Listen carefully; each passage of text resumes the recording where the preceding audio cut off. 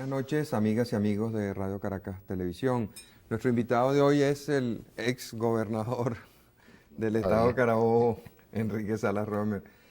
Enrique, en estas elecciones hubo unas cuantas sorpresas, el triunfo de Acción Democrática, o sea, por el margen tan grande, la derrota de Acción Democrática en Nueva Esparta, los sucesos del estado Zulia, los del estado Bolívar, lo mismo lo de Caracas. Pero tal vez la más grande de todas las sorpresas fue la selección de candidato a gobernador en el estado Carabobo, en donde Copey tenía a su favor una gestión que todo el mundo reconoce como excelente de tu parte durante 6 años, y en donde tu hijo Enrique Fernando se había ganado su puesto como dirigente regional, como había sido elegido uninominalmente al Congreso, y sin embargo fue desplazado alegando una encuesta. Bueno, la mejor encuesta, que es la votación, demostró que él pudo duplicar al otro candidato escogido por el cogollo de Copey y bueno, sacar más votos que el segundo y el tercero juntos. En nuestra época decíamos la trampa sale, ¿no? La trampa sale, es verdad. Sí, bueno, habría que ver quién fue el que les hizo esas encuestas y cómo las hizo. Sería bueno oír al encuestador, ¿no? A lo mejor la encuesta no decía lo que dijeron que decía. Pero la gran sorpresa es ese alejamiento de Copey de ti, de tu hijo, que han estado vinculados. ¿Tú entiendes que esto es un rompimiento definitivo o hay posibilidades de reconstruir esa relación?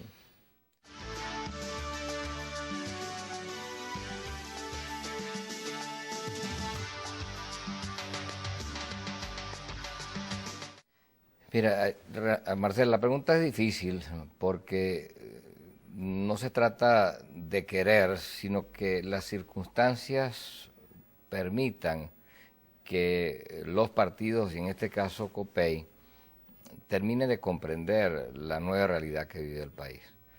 Enrique no era, me refiero a mi hijo, ni siquiera candidato, no se había ni siquiera pensado en esa posibilidad, hasta que se escogió el mecanismo de encuesta y él apareció en primer lugar por un ligero margen. Estamos hablando en el mes de febrero o marzo de este año. Pero una vez que se lanzaron esas precandidaturas y se hicieron una serie de evaluaciones, creo que no había ninguna justificación para tomar el único camino que podía conducir a la derrota. Allí privó un criterio entre algunos, porque sé que hay gente muy seria en el Comité Nacional de Copey, entre ellos debo mencionar en primer lugar a José Antonio Pérez Díaz, que mantuvo una posición muy digna. Y que siempre ha sido un hombre muy sensato. Muy sensato, ¿no? Pero allí se miró más por el prisma de los intereses personales. Había una especie de consigna, hay que matar a Salas Romer temprano porque sale más barato. Cosas que empequeñecen ante la imagen, o sea, del elector. ¿Tú sientes que en la oposición a la candidatura de tu hijo había también una intención de abortar una posible candidatura presidencial tuya?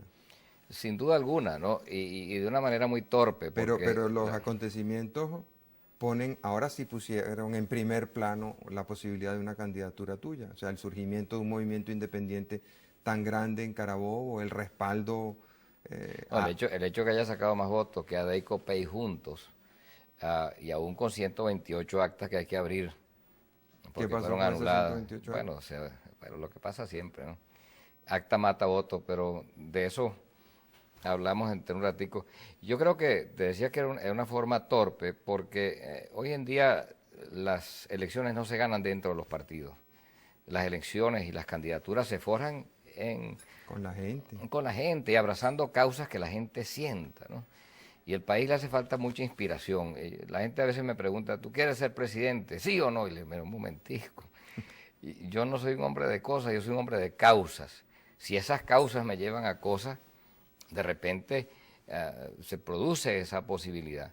Pero como lo que se está es luchando por dominar los escenarios tradicionales de ascenso político, sin darse cuenta de que el país ha cambiado totalmente. Yo a veces digo que estamos viviendo una época similar a la época de la extinción de los dinosaurios, aquellos animales gigantescos que sin embargo no pudieron sobrevivir frente a las modificaciones del escenario. El escenario político venezolano es completamente distinto hoy al que privó por tantos años en Venezuela. Ya no se puede hacer carrera dentro de los partidos y pretender que eso solamente sea un aval para llegar a la presidencia o a cualquier otro cargo. Y sin embargo, con esa misma ah,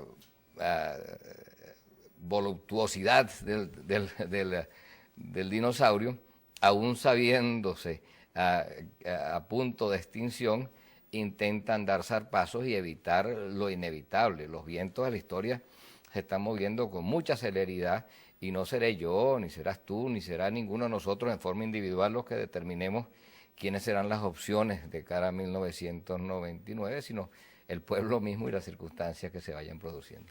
Ahora, aun cuando el caso más obvio es el de Carabobo, donde hubo ese, podríamos llamarlo, rechazo a COPEI y a Convergencia, porque Convergencia también... Y AD también, yo creo que... Pero me quiero referir al caso de COPEI y Convergencia, porque yo creo que a nivel nacional el país le quitó mucho apoyo tanto a COPEI como a Convergencia. Ambos salieron bastante deteriorados de esta elección. Una explicación pudiera ser que la gente quiere verlos unidos otra vez. Y tal vez por eso es que el gran ganador es Acción Democrática, que supo mantener una posición de apoyo al gobierno cuando el gobierno lo necesitaba, pero también de crítica. O sea, mantuvieron bien su relación con el gobierno. Han colaborado, han sido útiles, en ningún momento han sido obstáculo para cosas importantes, pero sí han sido críticos y han señalado fallas. A lo mejor eso era lo que el país quería ver en COPEI, o a lo mejor quiere ver unidos a COPEI y Convergencia. En la posibilidad de unir a COPEI y Convergencia, el primer nombre que surge es el tuyo también, porque has tenido buenos vínculos con COPEI, has tenido buenos vínculos con el presidente Caldera y con la gente de Convergencia, de manera que pudiera ser un factor ideal de aglutinamiento. ¿Has pensado en eso? ¿Lo crees posible? Bueno, yo creo que eso es necesario, ¿no? Sobre todo porque la doctrina social de la Iglesia, traducida a planteamientos ideológicos, siento que tiene mucho que decir y tendrá mucho que ver con la evolución de la humanidad en los próximos 30 años. De hecho, lo que nosotros hemos hecho en Carabobo, Marcel, no ha sido otra cosa que interpretar el reclamo original de la Iglesia de respetar la dignidad del hombre como hijo de Dios, traducida en la frase respeto al ciudadano. Y respeto al ciudadano significa respeto a su vida, respeto a su salud, respeto a sus ideas, respeto a sus espacios naturales. Y lo que ha ocurrido es que al participar la sociedad civil en forma integrada, teniendo al gobernante como una especie de director de orquesta, Carabobo ha podido encontrarse a sí mismo y hacer aportes al punto de que es el único estado, según el informe que presentó el doctor Hernán Méndez Castellano, creo que a la Organización Panamericana de la Salud, el único estado que en los últimos 10 años muestra claros ascensos de la sociedad a pesar de la crisis. El deterioro general del país. Ahora, siendo yo un hombre convencido de que la filosofía que nace de la doctrina social de la Iglesia tiene un espacio muy grande, al punto de que en Carabobo más del 50% de la población vaticinaba el triunfo de COPEI antes de que se provocara esta ruptura. Tengo que pensar como tú, o como tú lo insinúas, que en el fondo quizás hay un anhelo de la población de que haya ese reencuentro. Yo no comprendo nunca esa oposición a ultranza a todo lo que hace el presidente Caldera, siendo que el pueblo, que es más sencillo en sus formas de interpretación, siente que Caldera todavía sigue siendo copellano, como tampoco entiendo algunas actitudes agresivas de parte de gente que se fue con Convergencia hacia COPEI, porque eso empequeñece las miras y le resta la posibilidad a la democracia cristiana en su conjunto de proyectarse como una fuerza capaz de inspirar al país y moverlo hacia estadios superiores, ¿no? Vamos a cumplir unos compromisos. Al regreso quisiera referirme a un tema que está de mucha actualidad en este momento. Triunfadores y perdedores todos coinciden en señalar que hubo mucho fraude, apartando pues inadecuado del sistema y la carencia de recursos, tanto humanos, sobre todo humanos, en el Consejo Supremo Electoral, la perversión de los sistemas de conteo. O sea, todo eso ha contribuido a generar un clima de opinión nacional de que hay demasiado fraude. Y los sistemas toleran en el mundo entero cierta cantidad, pero llega un momento en que, como lo hemos visto en el caso mexicano, es interesante que la gente se harta de eso. Pareciera que Venezuela está llegando a ese punto, donde la gente ya se hartó de la cantidad, de la magnitud y de lo grotesco de los fraudes electorales. Al regreso quisiera que habláramos un poco de eso. Ya volvemos.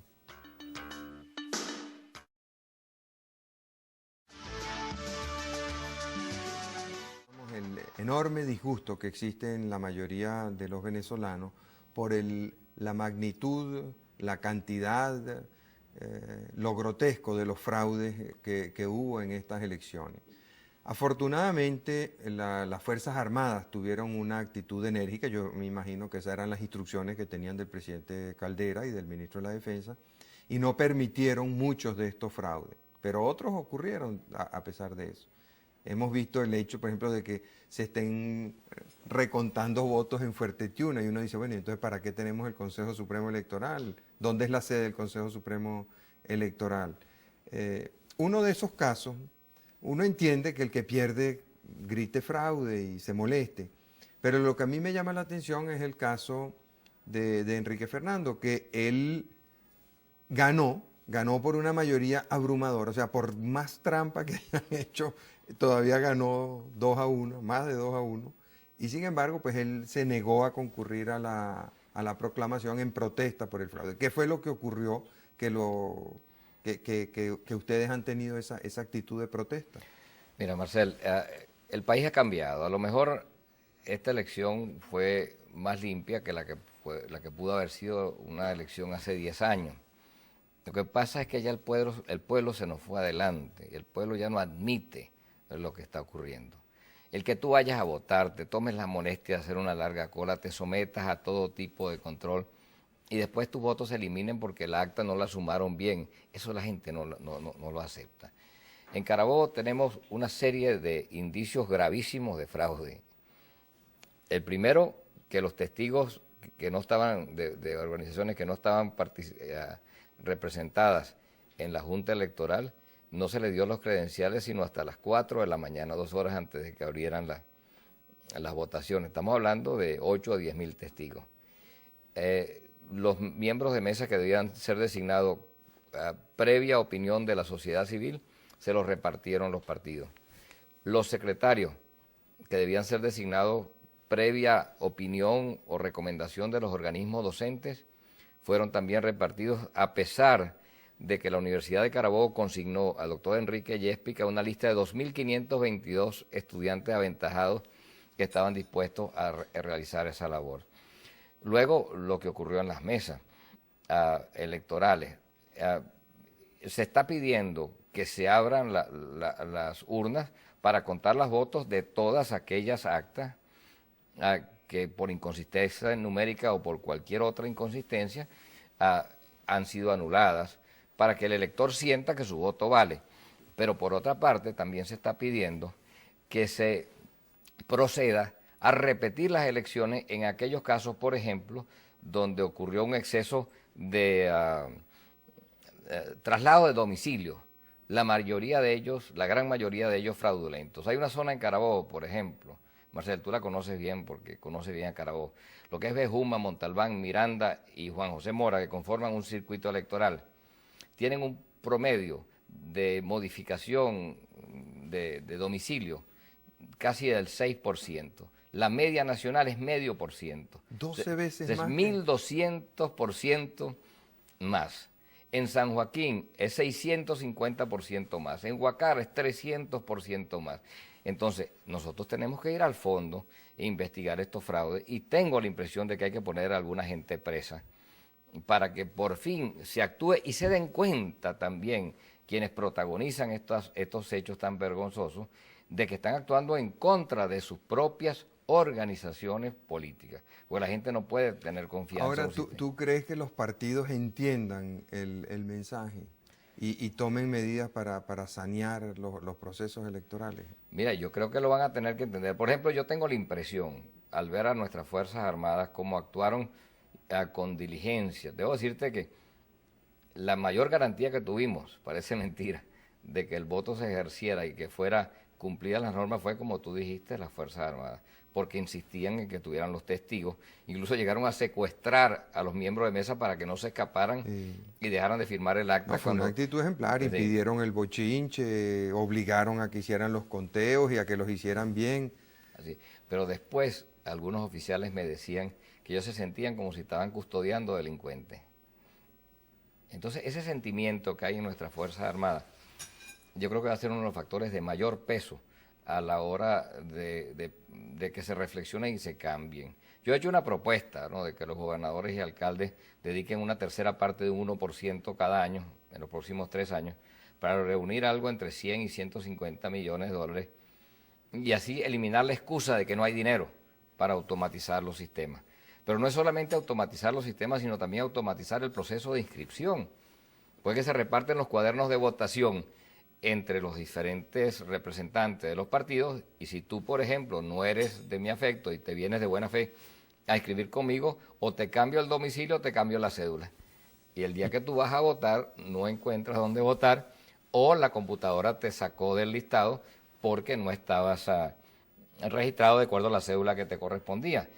Entonces, parte de la abstención que nosotros estamos viendo no es una abstención real, sino es un proceso que se produce a consecuencia de manipulaciones que contribuyen a reducir la afluencia de la gente o la capacidad de la gente para votar. Pero no solamente eso, yo quiero decir que yo siento que hay complicidad de algunos medios de comunicación en acallar, en ponerle como una sordina a las elecciones. Las elecciones en Carabobo, que yo parecía el primer round de un match de boxeo. Se estaban estudiando los boxeadores todo el tiempo. Nada que fuera de altura, que no fuera de altura, podía ser expresado. Ojalá eso lo hubieran mantenido esa actitud a lo largo de mi gobierno, porque bastante plomo me han echado. Pero solamente se permitían programas de gobierno y cosas de esas que en el fondo el pueblo no cree en ellas. Porque el pueblo sabe que esos son papeles que después que no se han cumplido nunca. No se llevan. El pueblo lo que necesita saber es qué es lo que hay, cuál es el verdadero yo de la persona que está compitiendo. Y para hacerlo es necesario que se produzca el fragor de la lucha electoral, que haya debate, que haya discusión, que haya enfrentamiento. Y esa falta de entusiasmo también resta a la disposición de la gente a votar, y una y otra cosa, a su vez, favorecen a quienes tengan mejores maquinarias para llevar a la gente a votar. De modo que, volviendo como de regreso, nos encontramos ante una gran complicidad nacional para que los dinosaurios no mueran. Y debemos dedicarnos tú y yo y unos cuantos más a matar dinosaurios en los próximos años. El otro día leía un artículo de Luis José Oropesa en relación con las elecciones en Lara, y él se quejaba del ventajismo gubernamental y de la cantidad de fraudes y trampas y compras de votos. ¿En Carabobo llegó a ocurrir algo parecido? Bueno, el gobierno tenía las manos atadas, ¿no? No, yo no digo el gobierno local, él hablaba del gobierno central. Ajá. Bueno, yo no sé, en algunas zonas se habló de compra de votos, hay muertos que votaron en cantidad. Hasta muertos electos hay. No lo sabía. Sí. Pero sí hay una situación difícil de sostener, y yo creo que ese es el tipo de causa que deben adresar aquellos que aspiren a dirigir el país en el futuro.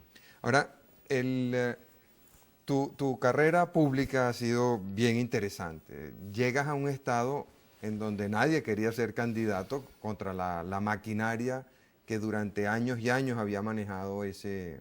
Tenían terror a los Chely, ¿no? Los Chely, sí, identificados pues con Acción Democrática. Nadie hubiera apostado ni un real por tu candidatura, y de hecho lo vivimos. Yo recuerdo cuando aquí se salió en en las encuestas nuestras que tú estabas ganando y lo dijimos, la cantidad de gente que llamó a protestar, a decirnos que cómo era posible que te estuviéramos señalando como el posible ganador en Carabobo, que ocurrió lo mismo recuerdo, con Andrés Velázquez en Bolívar.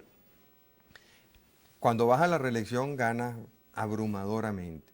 Y ahora en esta oportunidad yo creo que no solamente es una combinación interesante, porque yo creo que aquí pesó tu gestión, indudablemente, pues había una identificación entre la candidatura de tu hijo y la gestión tuya. También pesó mucho el trabajo que él había hecho y el puesto que él se había sabido ganar en el Estado. Pero de aquí tú sales muy fortalecido políticamente.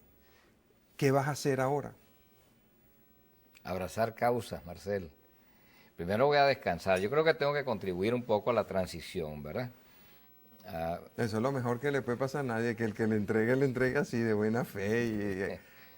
Sí, y Enrique piensa ratificar, ha dicho algunos miembros fundamentales del equipo de gobierno nuestro, pues que el gobierno de Carabobo se ha hecho muy grande, Marcel. Nosotros manejamos prácticamente un 20% de la economía privada del país. El primer puerto del Caribe, puerto de 14 estados, el segundo aeropuerto, la segunda red de autopistas y carreteras, el tercer o cuarto sistema de salud, el primer instituto de la vivienda, la primera potencia deportiva. Es algo grande, ¿no? Y lo hemos hecho gastando solamente un 32% en promedio en gasto corriente, contra 46 o 47 cuando llegamos, y aumentando en personal solo un 5%. Pero esas responsabilidades tan grandes no se pueden realizar si no tienes un buen equipo gerencial. Y a su vez, ese equipo gerencial tú no lo puedes convocar a menos que tu actitud como hombre público sea transparente y además respetes al ciudadano. Conmigo han colaborado gente de todos los partidos, incluyendo partidos de oposición, muchísimos independientes, gente que jamás hubiera pensado en participar en la vida pública. Y eso ha enriquecido las posibilidades de acción. Si Enrique mantiene esa filosofía del respeto al ciudadano, que como dijimos, comienza por el respeto a las ideas, yo creo que va a poder darle una gran continuidad. Ahora, ¿que eso significa un piso político para mí? Ajá. Bueno, sin duda alguna, que es, como tú decías antes, un paso sorpresivo adicional. Nadie creyó que le íbamos a ganar a los Chevy. Nadie creyó que podíamos ganar con casi el 75% de los votos la vez pasada. Nadie creyó que una organización independiente nacida de afuera pudiera ganar. Y duplicar a AD y a Copel. Y yo creo que el secreto está en algo esencial, el respeto al ciudadano. Vamos a cumplir unos compromisos, pero al regreso quiero que me contestes la pregunta, ¿qué vas a hacer durante estos 3 años? Porque indudablemente te interesa el éxito de Enrique, pero eso no es todo, él también hará su gestión. Entonces, ¿qué es lo que tú vas a hacer? Yo creo que eso le interesa a mucha gente en esta Venezuela, en donde, como tú bien señalabas, los dinosaurios de la política están desapareciendo. Ya prácticamente no tienen nada que decirle al país y ya pues el calendario mismo pues les va señalando que mejor es. Pero hay dinosaurios jóvenes también, Marcel. También no, hay. No es una Bueno, pues eso se cuestión pega, ¿no? Como decía la cuña aquella, el desodorante, ¿no? De que se pega, se pega. Así es. Ya regresamos.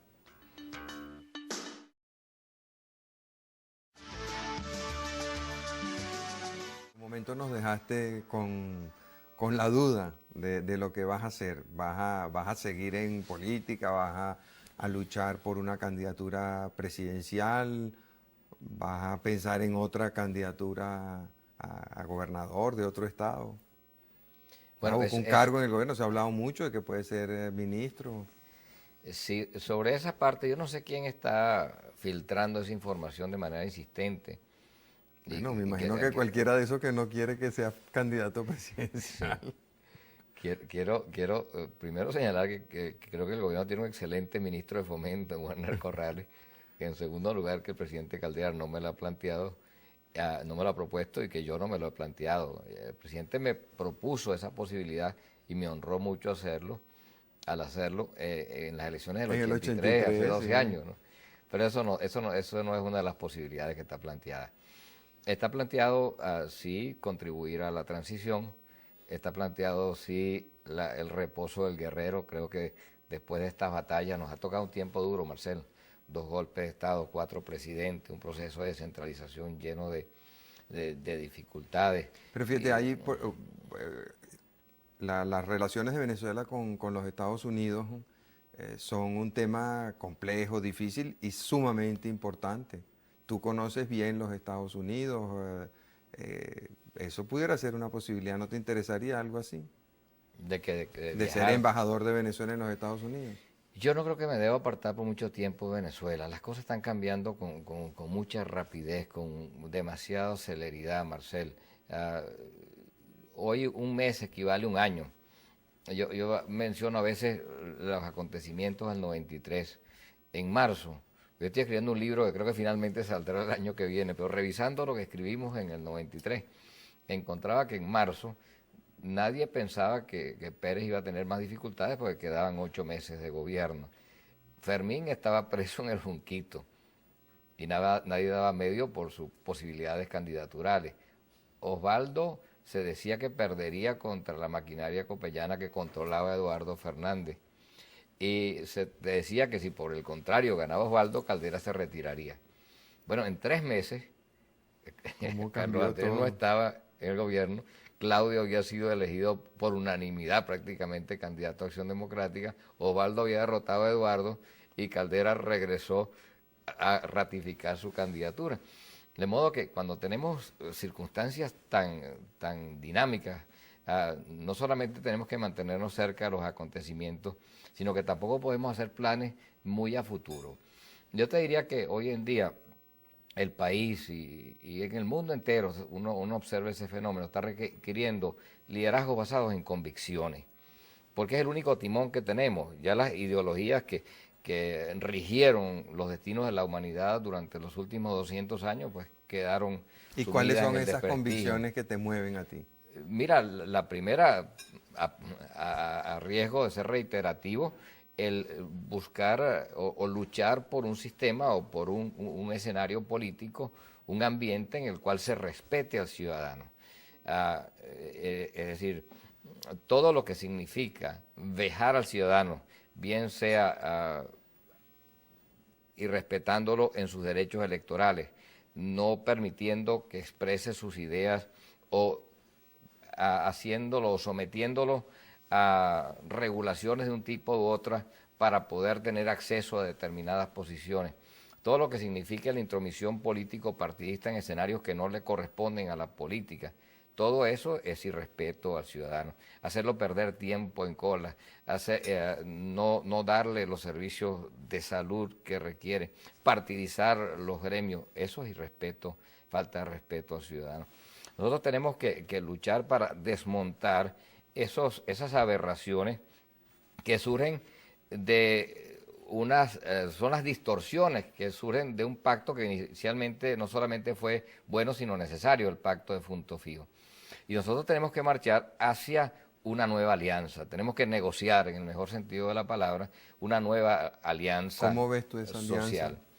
Bueno, yo lo veo como una alianza que tiene que incluir a Caracas, pero que también tiene que incluir el resto del país. O dicho en el sentido inverso, que debe incluir toda la geografía nacional sin olvidarse de Caracas, que es la capital de la República. En otras palabras, tiene que tener un sentido geográfico y no solamente un sentido simbólico o central. Ahora, se está produciendo en Venezuela también una división vertical de poderes que antes no existía. Nos habíamos mantenido bajo el marco general de la tesis de Montesquieu, la división del poder en un poder ejecutivo, un poder legislativo, un poder judicial. Pero todos 3 sometidos al presidente de la República. En cierta forma. Pero no habíamos articulado un sistema de articulación vertical de la sociedad como el que ocurre o como el que existe en las naciones democráticas más avanzadas. Entonces, en la medida en que nosotros vamos fortaleciendo los gobiernos locales, los gobiernos regionales y, por supuesto, el gobierno nacional, se va produciendo espacios en torno a los cuales se puede articular la acción de la sociedad civil. Yo creo que es un escenario importante si vamos camino a un consenso. Es establecer las instancias donde las instancias donde liderizados por alguna persona electa por voluntad popular, la sociedad civil puede concurrir y hacerse partícipe y doliente de todo el proceso. Creo que por ahí va el camino. Pero por otra parte, hay también que elevar las miras de la nación. Yo veo que estamos envueltos en un cerco de mediocridad y de pequeñeces. Ahí, con la excepción de algunas personalidades muy bien conocidas por ti y por mí, en general hay una gran mediocridad en el liderazgo colectivo nacional.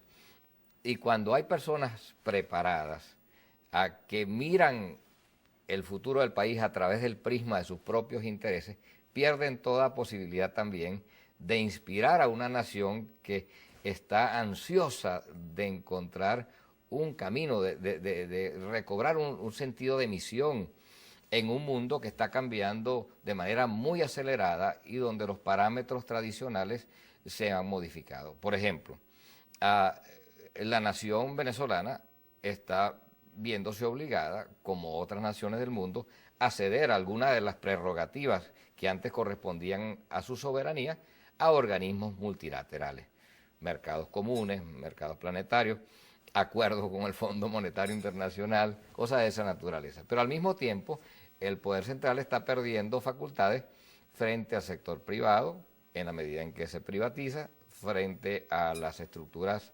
municipales y regionales, en la medida que se descentraliza el poder político. Entonces hay que redefinir el rol del Estado, sí, del Estado nacional. Bueno, ese es otro reto que tenemos. Pero estas cosas tienen que nacer con cincel y martillo, estas cosas tienen que nacer con fuerza. Quienes temen a la confrontación no pertenecen a esta época, o mejor que se queden de espectadores. Aquí hay que estar consciente de que la humanidad está en el proceso de alumbramiento de una nueva época. Bueno, y pero que no eso hay parto incomoda sin dolor. mucho a los líderes tradicionales, acostumbrados a ese ejercicio autocrático del poder, ese paternalismo y ese clientelismo que han dominado la política venezolana. Entonces, para quienes están acostumbrados a manejarse de esa manera, es incómodo este continuo discutir, debatir, buscar puntos que nos unan, buscar cómo, o sea, ceder en algunas cosas para ponernos de acuerdo en otras. Es laborioso, es difícil, implica hacer concesiones que el liderazgo tradicional no está acostumbrado. Entonces, y por otro lado tampoco va a querer renunciar a su poder. Entonces, ahí, no sé, es bien complicado. Bueno, yo tuve un programa de televisión en la televisora local ayer en la mañana, y luego de hablarme mi interlocutor de los horrores que significaba el fraude electoral, cuando yo le dije que había que repetir las elecciones en algunos sitios, me dice, pero caramba, eso no será echarle a perder el inicio de la gestión a tu hijo. Le dije, pero Dios mío, si le tenemos miedo a la confrontación, nunca vamos a salir adelante. Yo creo que hace falta, no recuerdo quién escribía, que estamos atravesando una época de turbulencia, y esa turbulencia va a continuar, y debemos aceptar que vivimos en una época de grandes cambios, de grandes transformaciones, de conflictos, de confusión, y debemos aprender a aceptarla como algo positivo que nos está conduciendo a una Venezuela mejor. Yo me siento en ese sentido sí muy optimista. Vamos a cumplir unos compromisos. Al regreso quisiera hablar un poco más de algunos cambios interesantes que uno ha observado en Carabobo. En general en el país el sentimiento que domina es o el de frustración y pesimismo o el de rabia. Sin embargo, en Carabobo uno siente un orgullo de ser carabobeño, de estar participando en algo distinto. El caso del deporte es de los más evidentes, ¿no? Donde los triunfos de Carabobo han sido espectaculares a nivel nacional e internacional. Y por otra parte, uno ve un ciudadano como más digno, más contento por el trato que recibe, y se usa mucho como ejemplo el sistema de salud que ustedes han puesto en vigencia. Quisiera que nos comentaras un poco más de esto, por qué se hicieron esos programas, cómo se hicieron, cómo pudiera repetirse esa experiencia.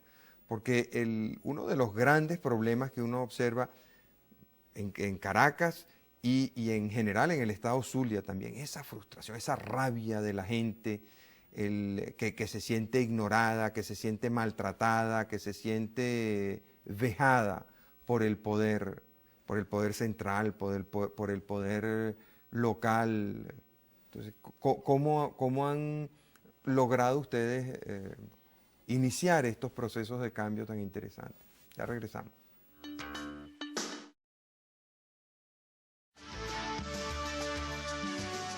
En un momento comentábamos el contraste que uno observa, por ejemplo, entre Carabobo y nosotros los caraqueños, o yo diría también, aunque somos distintos en muchas cosas, también se observa lo mismo en el Zulia, que son entidades o estados en donde hay mucha rabia, donde hay mucha frustración, donde uno se siente maltratado por los poderes, donde el ciudadano no se le reconoce su dignidad, no se le trata con respeto.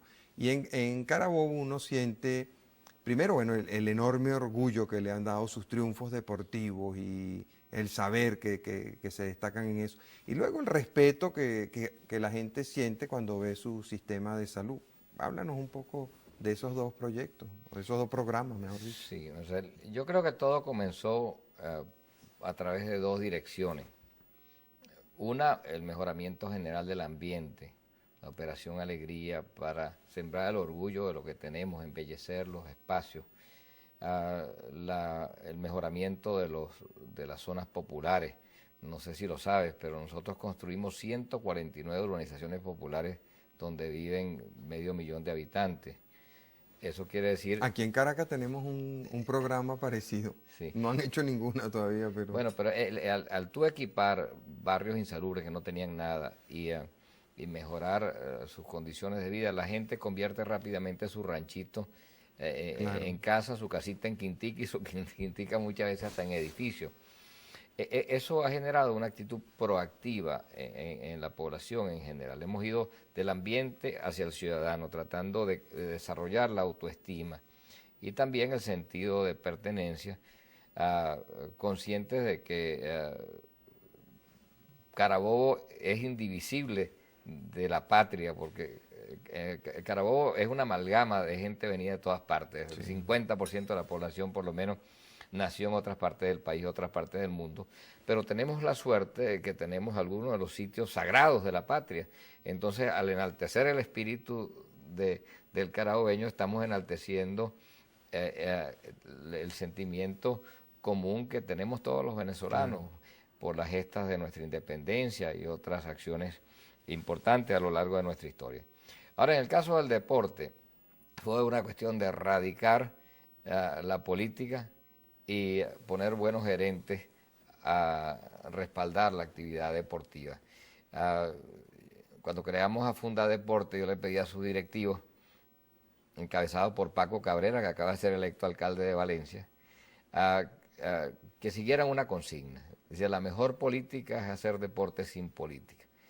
Y desde ese momento se integraron los mejores entrenadores deportivos, independientemente de cuál fuera su tendencia, y ellos mismos fueron sacando a aquellos que no servían y estaban ganándose un sueldo sin darle ninguna respuesta al atleta. Pero se fue mucho más allá, se trajo entrenadores del exterior para darle a nuestros atletas la posibilidad de crecer y poder participar más adelante en niveles de alta competencia. Se les dio apoyo médico y psicológico, se les dio becas a los muchachos pobres que practicaban el deporte para que pudieran mantener sus estudios. ¿Y eso no se podría hacer a nivel nacional? Por supuesto que sí, pero sin cogerte el deporte, apoyando a las asociaciones deportivas particulares. Bueno, si tú los tratas con respeto a ellos, ellos tratan con respeto a los deportistas, claro, ¿no? Así es.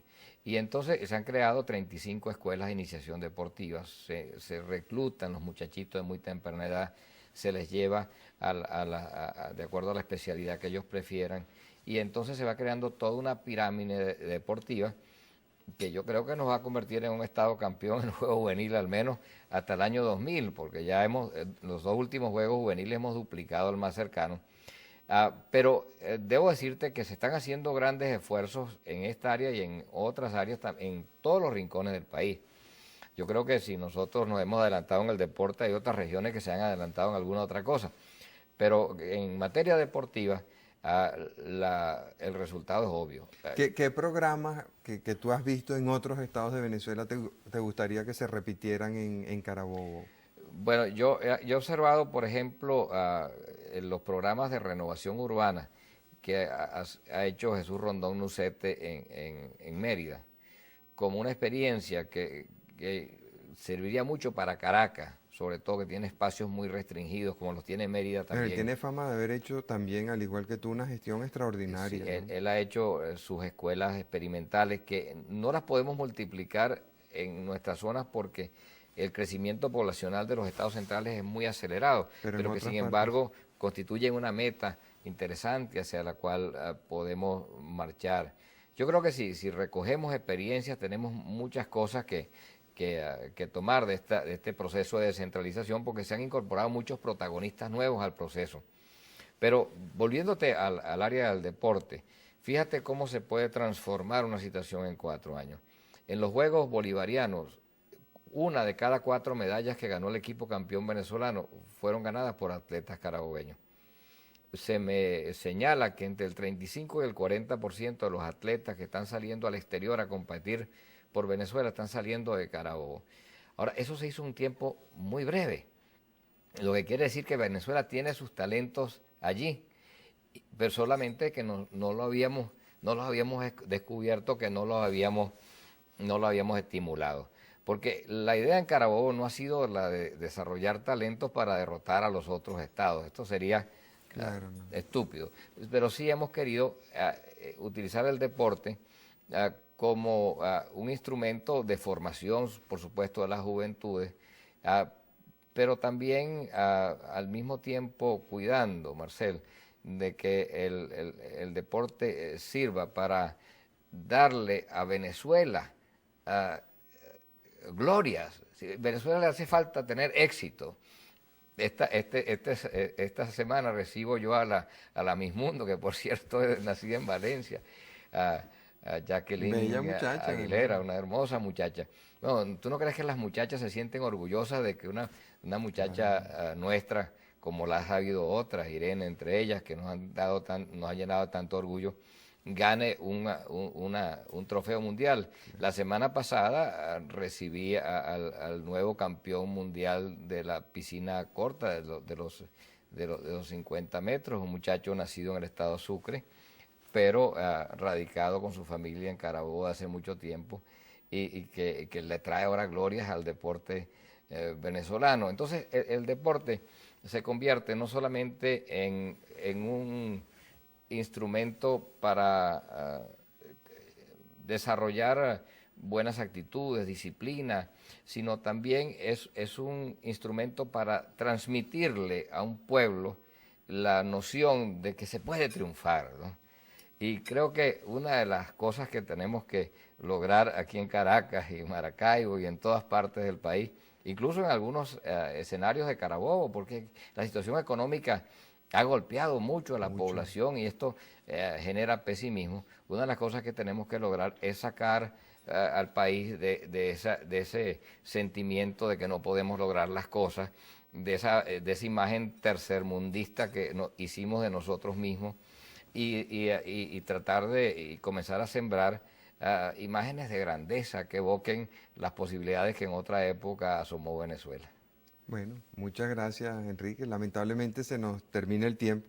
Nos queda un tema pendiente. Vamos a ver si tenemos oportunidad de hacer un nuevo programa el año que viene. Si no, se lo preguntaré al nuevo gobernador, que él nos cuente cómo sigue ese programa de salud en Carabobo, que ha sido tan interesante. Bueno, 120.000 pacientes al año son atendidos por atención inmediata y los sistemas se están integrando, ya todos están integrados por computadoras. Los diagnósticos ahora se hacen por internet. Hay toda una nueva cultura en el sistema de salud, y hace pocos días me sorprendió que las conclusiones de un estudio realizado por el IESA y la Escuela de Gerencia Social llevó a la conclusión de que Carabobo es el estado que más ha avanzado en materia de salud.